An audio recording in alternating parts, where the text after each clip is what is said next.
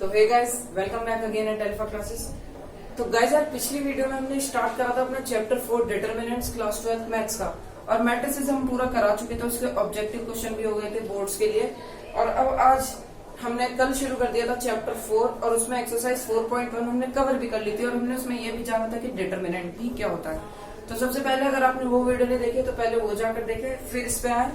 और क्योंकि आज हम एक्सरसाइज 4.2 करने जा रहे हैं और उसकी कुछ बेसिक प्रॉपर्टीज पढ़ेंगे जिनसे कि एक्सरसाइज 4.2 हमारी प्रोसीड होगी। तो गाइस यार, मतलब अगर आपको हमारे चैनल पे आना है तो आप #अल्फा क्लासेस यूट्यूब पे सर्च कर सकते हैं। थोड़ा स्क्रॉल करेंगे तो आपको नीचे हमारा चैनल मिल जाएगा। तो आइए शुरू करते हैं एक्सरसाइज 4.2 की कुछ बेसिक प्रॉपर्टीज पहले डिस्कस कर लेते हैं। प्रॉपर्टीज डिस्कस करते हैं पहले। तो पहली प्रॉपर्टी गाइस क्या है वो देखने आएंगे, फिर उनको धीरे धीरे एग्जाम्पल के थ्रू समझाएंगे भी। तो 4.2 हम स्टार्ट करते हैं और अपनी पहली प्रॉपर्टी देते हैं। एनसीईआरटी से मैं आपको सारी प्रॉपर्टीज बता रहा हूँ। तो गाइस पहली प्रॉपर्टीज तो आपकी ये है, the value of determinant remains unchanged if its rows and columns are interchange. कहने का मतलब ये है, जैसे आपकी कोई मैट्रिक्स है, मान लो आपके पास एक मैट्रिक्स है। फॉर एग्जाम्पल मान लो ये कोई डिटरमिनेंट है जिसमें यह है 1 2 3 एलिमेंट्स 4 5 6 एंड 7 8 9। तो गाइस ये कहता क्या है, अगर आप देखो इसमें लिखा था value of determinant remains unchanged if its rows and columns are interchange. अगर आप इन किसी भी रोज को, दो रोज को इंटरचेंज कर देते हो या कॉलम को इंटरचेंज करते हो तो डिटरमिनेंट की वैल्यू को कोई फर्क नहीं पड़ेगा। इसका डिटरमिनेंट निकालो, आपका क्या आएगा, प्लस माइनस प्लस, ये भी रूल मैंने आपको बताया था। तो +1, इसको इधर हाइड कर लेंगे, इसे हाइड कर लेंगे। 9 5 जा 45 माइनस 8 6 जा 48। ठीक है गाइस, -2, इसे हाइड कर लेंगे पूरे को और इसे हाइड कर लेंगे। 9 4 जा 36, 6 × 7 42। और गाइस फिर +3, इसको पूरे को हाइड करेंगे, इसको हाइड करेंगे। 8 4 जा 32 एंड 7 5 जा 35।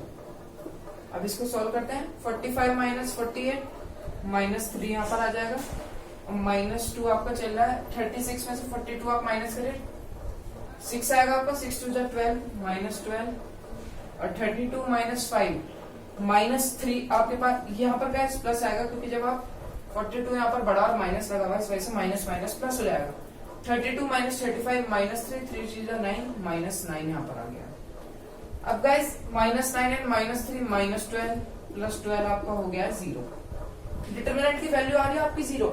अब इस प्रॉपर्टी में आपसे कहता है, अगर आप इनकी रोज इंटरचेंज कर दें आपस में, मान लो आपने R1 और R2 को इंटरचेंज कर दिया, R2 को ऊपर लिख दिया और R1 को नीचे लिख दिया। नहीं, देखो गाइस ऐसे इंटरचेंज कर दिया आपने। ये इंटरचेंज का साइन होता है, मैंने आपको मैट्रिक्स में ही बताया था। R1 और R2 को इंटरचेंज कर दिया, R2 को ऊपर लिख दिया और R1 नीचे लिखा हुआ है।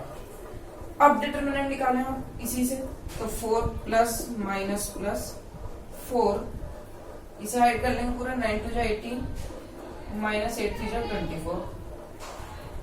अब यहाँ पर -5, इसे हाइड कर लेंगे और इसे हाइड कर लेंगे। 9 1 जा 9 -7 3 जा 21।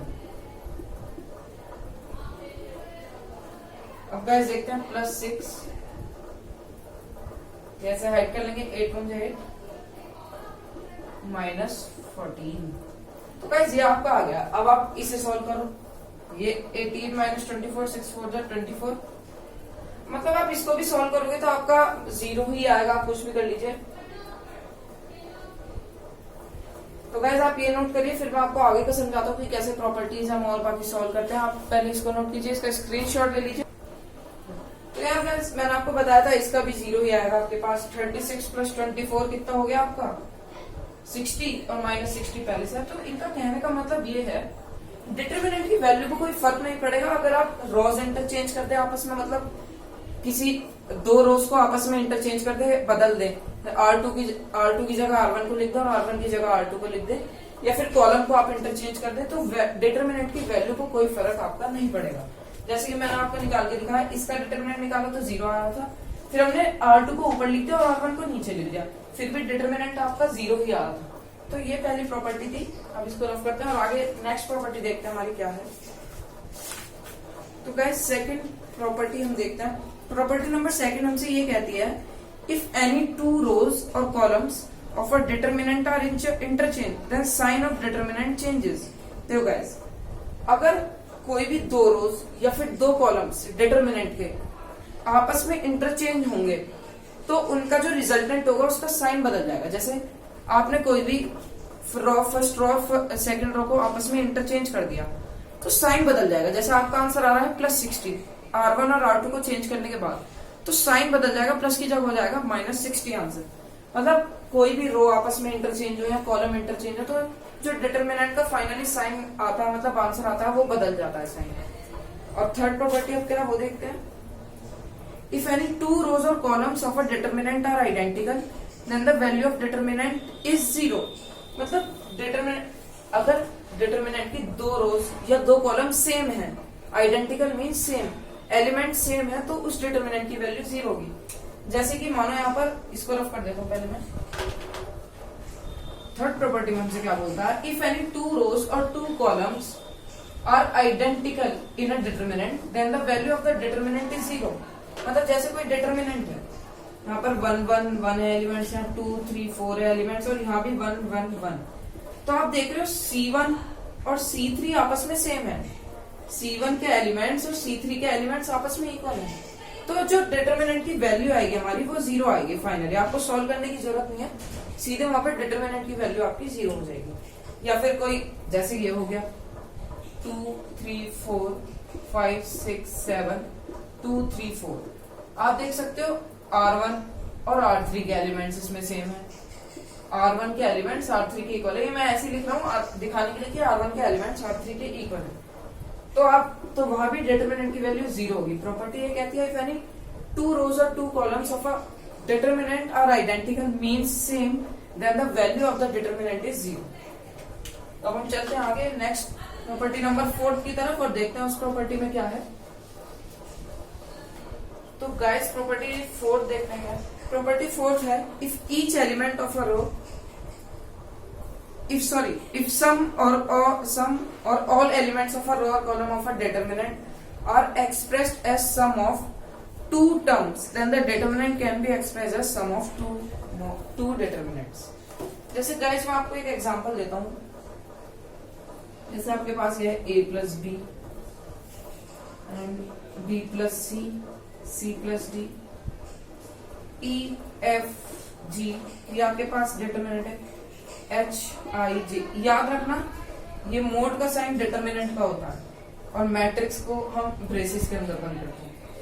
तो इस प्रॉपर्टी में हमसे कहता है किसी भी रो में if some or all elements of a row of a determinant are, किसी भी रो या किसी भी कॉलम में अगर उस रो या कॉलम जो भी है उसके एलिमेंट्स सम में लिखे हो, दो एलिमेंट्स हैं, जैसे सम में a plus b, b plus c, c plus d, तो आप इसको ऐसे लिख सकते हैं गाइस, a b c, थोड़ा छोटा लिखना पड़ेगा guys, a b c, e f g ऐसे ही रहेगा, h i j भी ऐसे ही रहेगा, plus b c d E F G H I J, आप इसे ऐसे रिप्रेजेंट कर सकते हैं। मतलब किसी भी डिटर्मिनेंट में किसी भी रो या कॉलम के एलिमेंट्स अगर सम में हो तो आप उन्हें ऐसे ब्रेक कर सकते हैं। जैसे हमने ये कर लिया, फर्स्ट को लिख लिया पहले A B C और बाकी ऐसी प्लस, क्योंकि यहाँ पर प्लस के साइन है बीच में, तो यहाँ पर प्लस सेकेंड नंबर के एलिमेंट लिखे हमने B C D E F G H I J, ऐसे आप इसे रिप्रेजेंट कर सकते हैं। If some or all elements of a रो और column of a determinant are expressed as sum of two terms, ये दो terms हैं क्योंकि एक रो में, then the determinant can be expressed as sum of two determinants। मतलब किसी भी रो और डिटर्मिनेंट की किसी भी रो या कॉलम के दो एलिमेंट सम में रिप्रेजेंट हुए हों तो आप उनको दो डिटर्मिनेंट में ब्रेक करके लिख सकते हैं, जैसे मैंने आपको लिख के दिखाया है। अब चलते हैं अगली प्रॉपर्टी की तरफ।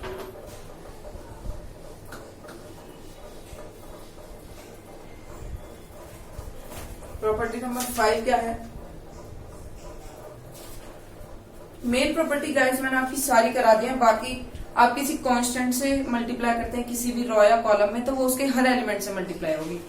जैसे मैट्रिक्स आपके पास कोई ABC DEFGHI, मतलब जैसे आपको किसी भी कांस्टेंट से मल्टीप्लाई करनी है, चाहे रो 1 में करनी है 2 की मल्टीप्लाई, 2R1 करना है तो 2 की मल्टीप्लाई सब एलिमेंट्स होगी रो 1 के, लेकिन पूरे डिटरमिनेंट में ये नहीं होगी। ये याद रखिए, मैट्रिक्स में हम जब स्केलर नंबर से मल्टीप्लाई करते थे तो वो सारे एलिमेंट्स में हो जाते थे, लेकिन इसमें हम ऑपरेशन लगाएंगे तो किसी भी रो में लगा सकते हैं या कॉलम में लगा सकते हैं। अब गाइस देखते हैं एक्सरसाइज 4.2। शुरू के आज 5 क्वेश्चन कर लेते हैं। तो शुरू करते हैं एक्सरसाइज 4.2 और उसके आज 5 क्वेश्चन करेंगे।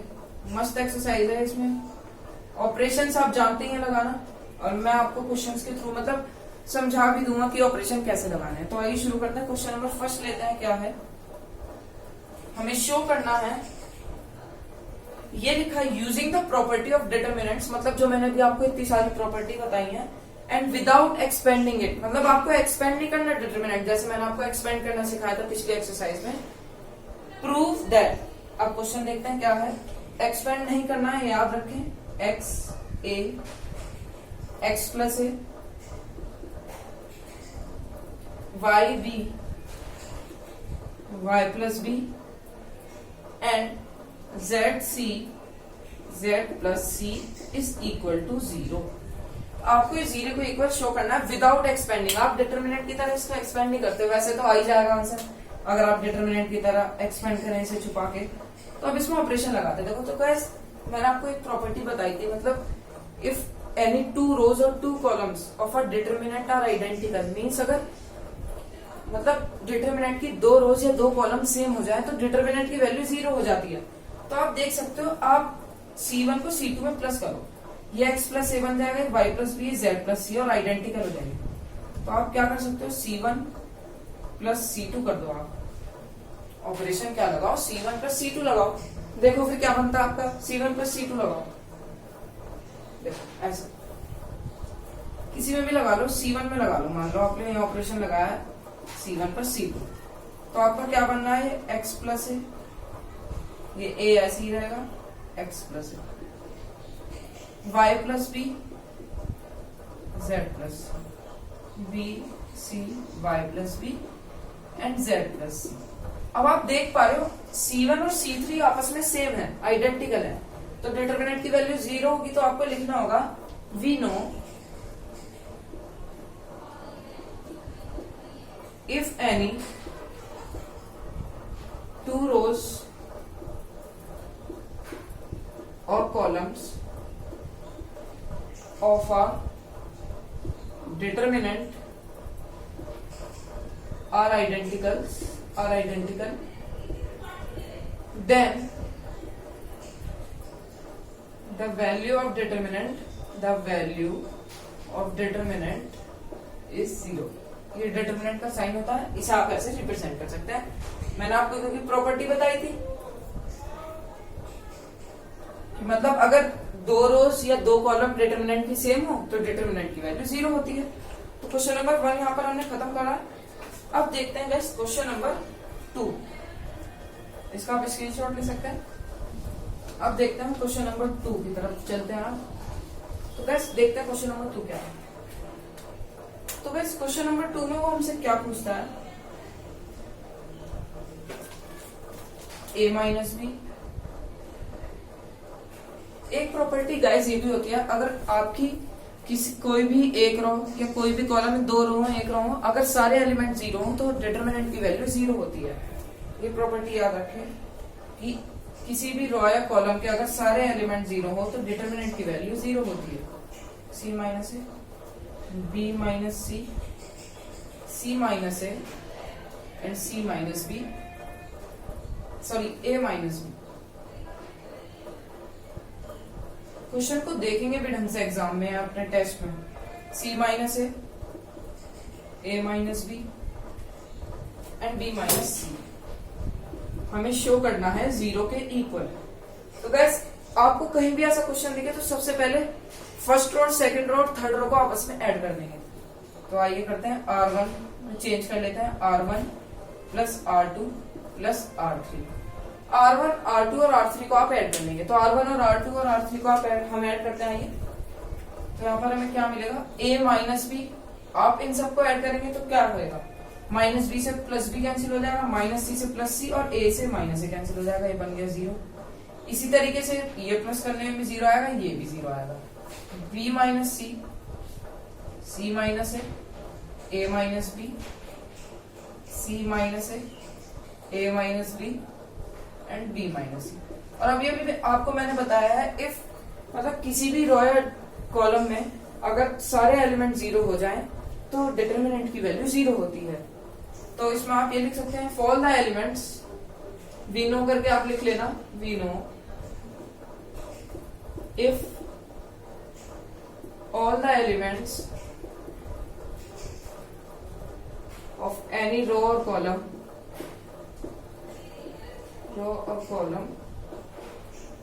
are 0, then the value of determinant is 0। तो गाइस डिटरमिनेंट की वैल्यू यहाँ पर क्या आ जाएगी आपकी, यहाँ पे डिटरमिनेंट की वैल्यू आ जाएगी आपकी 0। तो क्वेश्चन नंबर 2 भी फिनिश होता है। ये क्वेश्चन नंबर 3 करते हैं, इतना आप इसका स्क्रीनशॉट ले लीजिए। तो गाइस देखते हैं क्वेश्चन नंबर 3। तो आइए देखते हैं क्वेश्चन नंबर 3 को देखते हैं। क्वेश्चन नंबर 3 बहुत मजेदार। गाइस ये क्वेश्चन आप जब भी सॉल्व करवाओगे जब आप डेली प्रैक्टिस करोगे, वरना मैं आपको क्वेश्चन करा दूं या कोई और आपको इसी बुक से कर लेंगे, देखकर कुछ नहीं होता। मतलब आपको अपनी प्रैक्टिस करनी होगी, समझा दिया मैंने आपको, घर पे प्रैक्टिस करनी होगी इसकी बहुत। जब भी आप मतलब इसमें दिमाग कंज्यूम होता है बहुत, मतलब आपको सोचना पड़ता है कि कौन सा ऑपरेशन लगाए कि 0 बन जाए या फिर जो हमें शो करना है वो बन जाए। तो आइए देखते हैं क्वेश्चन नंबर 3 बिना टाइम वेस्ट करें। तो गाइस क्वेश्चन नंबर 3 भी सेम ही है हमारा। उसमें उसने हमें एलिमेंट्स दिए हैं 2, 3, 5, 7, 8, 9, 65, 75, 65, 75 और 86। इसको हमें 0 को इक्वल शो करना है। तो यार आप यहाँ पर एक चीज देख पा रहे हो, आप इसमें से इसे माइनस करोगे। मैं आपको बताता हूँ ये हमने बाद में क्यों करा। सबसे पहले ऑपरेशन लगाओ, C3 में चेंज करना है, C3 माइनस C1 करो, चेंज करो। 2, 3, 5, 7, 8, 9, 65 में से 2 माइनस करेंगे 63 बचेगा आपका। 75 में से 3 माइनस करोगे आपका क्या बचेगा, 72 बचेगा। 86 में से आप 5 माइनस कर दो 81 बचेगा। अब गाइस इसमें आप क्या देखोगे, ये आपका बन गया 2, 3, 5, ये आपका बन गया 7, 8, 9, ये बन गया 63, 72 एंड 81 इज इक्वल टू 0।